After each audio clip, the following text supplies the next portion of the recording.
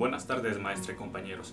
En esta ocasión están conmigo mis compañeros de licenciatura, Michelle Requena Barrón, Blanca Abigail, Eric Martínez Olvera, Estrella Hernández López, Kevin Leonardo Salazar y un servidor, Ricardo Pérez, los cuales, como parte de nuestra tarea en la materia de textos expositivos, realizaremos una entrevista a un docente de la Benemérita y Centenaria Escuela Normal del Estado, la maestra Lilia Cristina Álvarez, la cual imparte las materias de textos narrativos y poéticos en segundo semestre y literatura universal en cuarto semestre.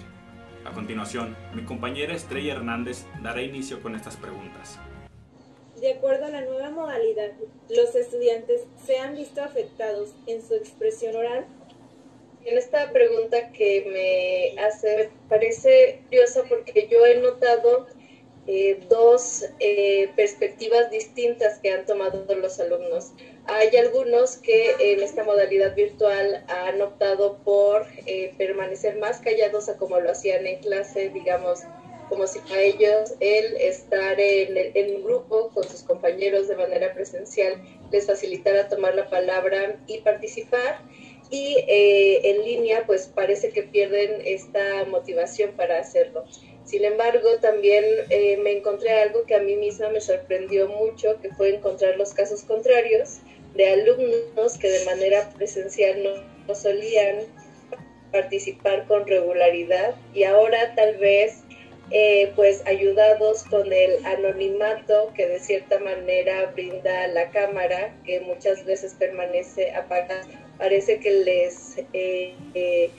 les fuera un poco más activar su micrófono y participar. También finalmente están los casos de los alumnos que se desenvuelven bien en cualquier contexto en el que estén y que siguen participando igual de bien que como lo hacían de manera presencial. En cualquier caso, lo que se ve mermado son los complementos que tiene la oralidad, las participaciones orales.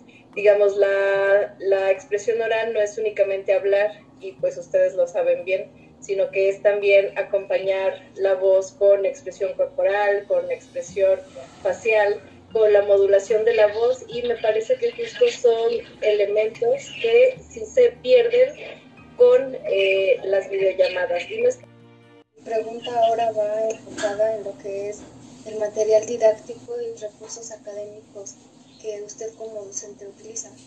Bueno, ¿qué tipo de trabajos o métodos utiliza con sus alumnos para que estos pongan en práctica su lenguaje, ya sea oral o escrito?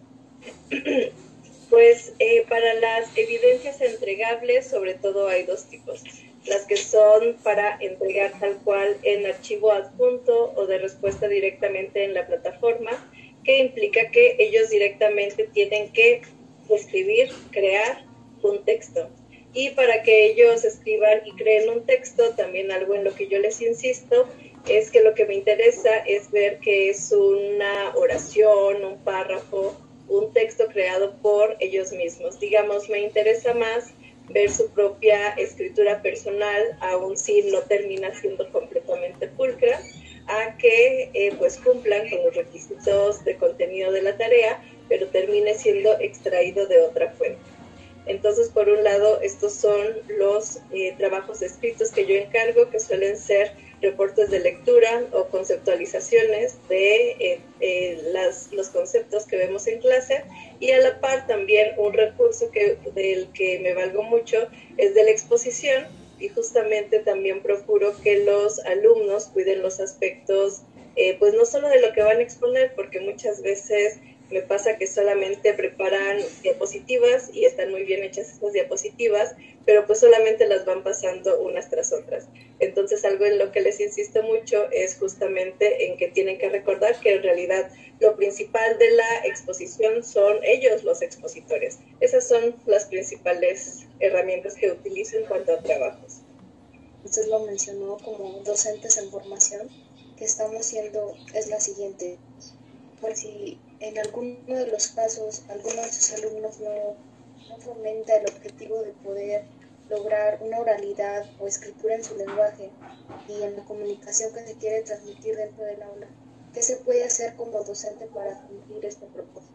Pues aquí es muy importante la atención individual que se les presta a los docentes en formación, digamos, para las evaluaciones formales, para las listas de calificaciones tal cual, pues son válidas las rúbricas y finalmente la calificación numérica. Pero lo que termina siendo importante para esto que mencionas, Michelle, yo creo que es clave la palabra seguimiento. Y un seguimiento que una vez que se detecta algún problema o un área que se pueda mejorar, es muy importante el diálogo directo con el alumno, decirle que hay pues áreas específicas que es importante trabajar y ofrecerle, y me parece la parte más importante, ofrecerle alternativas de cómo puede trabajar y mejorar este aspecto. ¿De qué otra manera podríamos emplear lo que es la expresión oral? Ya que en muchas ocasiones los alumnos con algunos temas, en algunas materias, dicen, ¿eso a mí de qué me sirve? ¿Cómo lo podríamos emplear fuera de...? Cualquier cosa se puede aplicar. Pueden hacer un podcast, pueden hacer un canal de YouTube, pueden dedicarse a difusión cultural, pueden dedicarse al stand-up, pueden en realidad aplicarlo en casi cualquier cosa que se imaginen, porque para casi todo, de verdad, el principal elemento que se necesita, además del conocimiento, además de una formación especializada, lo que se necesita es conocer el manejo de la voz y la estructura de las ideas por medio de la oralidad. La siguiente pregunta sería, ¿cómo hace para fomentar la oralidad con sus alumnos dentro de las clases virtuales? Pues creo que lo principal es tener una perspectiva de diálogo dentro de la clase.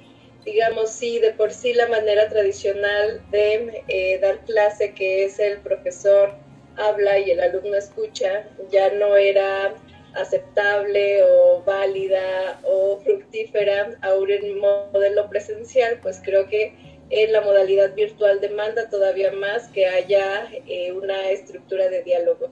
Digamos, si el alumno se siente en parte de un ir y venir de información, donde tiene que dialogar, donde tiene que discutir, donde hay ideas que no se dan por sentadas, sino que más bien hay que discutirlas, pues me parece esto más propicio. Digamos, esta es la manera en la que yo he encontrado para que los alumnos participen, sobre todo de manera oral, y también les insisto mucho en que las clases virtuales hacen que perdamos tanto de nuestra interacción, que al menos podemos estar más cercanos, si podemos al menos escuchar nuestras voces y en la medida de lo posible también ver nuestros rostros. Entonces, en realidad, aun cuando no es una obligación que tengan sus cámaras prendidas, aun cuando no es una obligación que tengan los micrófonos prendidos, en realidad es una petición que yo les hago a modo en el que creo que a todos nos enriquece el proceso de estar en clase, porque este acercamiento por medio de la voz y por medio de la imagen, pues sí hace que se vuelva más cercano, algo que por fuerza ahora tiene que ser a distancia. Mi pregunta es, ¿qué importancia toma la expresión oral y sus prácticas dentro de la docencia? Yo creo que lo principal que integra la labor docente justo es la expresión oral. Y bueno, eso no es nuevo, de hecho desde la antigua Grecia, cuando Aristóteles estaba ahí siendo el maestro de Alejandro Magno, en realidad no es que tuvieran un pizarrón o que Aristóteles le preparara una presentación en diapositivas, en realidad todo lo que tenían era la voz, digamos, ni siquiera escribían sus ideas, únicamente tenían la voz y discutían con ella.